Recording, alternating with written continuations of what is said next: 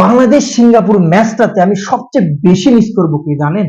যে গোলকিপারটাকে আপনি উপরে দেখছেন, এই গোলকিপারটাকে আমি বেশি মিস করবো। অবশ্যই কমেন্ট বক্সে জানাবেন এই গোলকিপারটার নাম কি।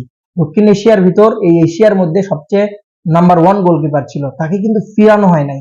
সে কিন্তু অকালে হারিয়ে গেছে তার একটা ভুলে। ভুলটা সবাই জানেন এখন পর্যন্ত, যে একটা ভুলে কিন্তু অনেকে ফিরে আসছে, বাট জিকোকে কিন্তু এখন পর্যন্ত ফিরিয়ে নেওয়া হয় নাই। সে কিন্তু আমরা একটা একটা একটা কি বলবো এটাকে আমি, একটা চল জানতো একটা ট্যালেন্টকে কিন্তু আমরা হারিয়েছি।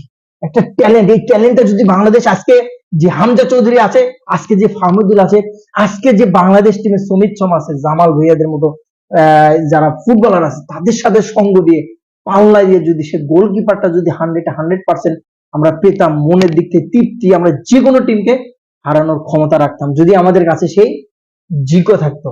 দুর্দান্ত লেভেলের একজন গোলকিপার। তবে মিতুল মার্মা যথেষ্ট ভালো করছে, তারপরেও আমি সবসময়ের জন্য মিস করব জিকোকে।